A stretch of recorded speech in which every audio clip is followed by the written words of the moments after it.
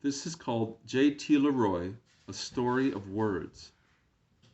My J.T. LeRoy story is a short one. I'd read his novel Sarah and the collection The Heart is Deceitful Above All Things, and I became a fan and championed each book and encouraged my friends to have a look for themselves. In 2001, I heard a phone interview with the author on NPR's Fresh Air with Terry Gross. Somehow, for a reason which now I cannot recall, I got J.T. LeRoy's personal email and sent him a message acknowledging my sincere appreciation for his writing and suggesting he might be interested in listening to the music of Daniel Johnston. The very next day I heard back, and although it seemed to me strange writing to an author of such a young age, we began an online exchange of words. In our conversations, JT made observations and further elaborations on his strange, abusive boyhood, which were now on their way to Hollywood with Gus Van Sant adapting autobiographical selections for a major motion picture. He said he felt uncertain about how it all would go, but he had the support of celebrities like Winona Ryder and Asia Argento. I'm pathologically shy, he said. I feel like I'm in a porno. He was deeply afraid of others peering too deeply into his head and was drinking Lysol and Sterno filtered through Wonder Bread. I told him of my own childhood neglect and violations, the nosebleeds, the surgeries, the hittings and hospitalizations, the hallucinations from when I was poisoned with camphorated tincture of opium. I told him all about my phobias and fears, my troubled wonder years, the scars that ran horizontally across the center of my back, and how I'd lie awake each night afraid I'd be attacked by a monster or intruder stabbing me with knives. I spoke of what gets swallowed, what gets buried, and what survives.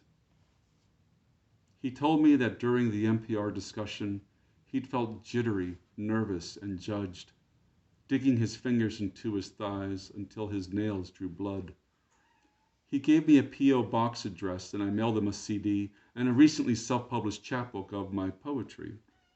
He sent a lovely handwritten note saying I wasn't alone that included a raccoon penis bone on a piece of jeweler's rope to go around my throat.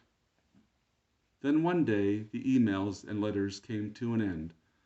I did not try to start them up again, deciding he either needed his privacy or had given me the boot. In 2006 or thereabouts, I finally learned the truth. J.T. LeRoy was not a boy or an abused teenage prostitute from the hills of West Virginia. He was a 40-something-year-old woman named Laura Albert from Brooklyn, and his books were not biography. They were, in fact, fiction. I was okay with that, though. I did not feel betrayed or defeated. Manipulated, I suppose, but never lied to or cheated. J.T. LeRoy told me just what I needed to hear, artfully, candidly, cleverly. At least the inventories of memories I'd shared with him were real. My childhood truths I'd not abandoned. Didn't I remember them exactly as they happened? Or were they more as I imagined and made genuine with time? In the tales that I had chosen to tell, in my authorship of the recollected real, had I not ultimate creative control in choosing what and what not to reveal? Isn't our perception of the world, through limited senses as they are, as clear as seeing a reversed reflection smiling back in the mirror?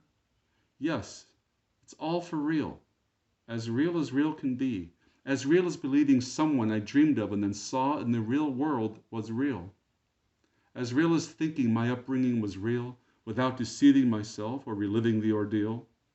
It's all equally a reality, and I speak here without hyperbole, as real as I or anyone else so increasingly dependent upon repeatedly feeling authentically anything at all could ever really be called for real. For what is a boy or girl's life worth from this moment on back to their birth?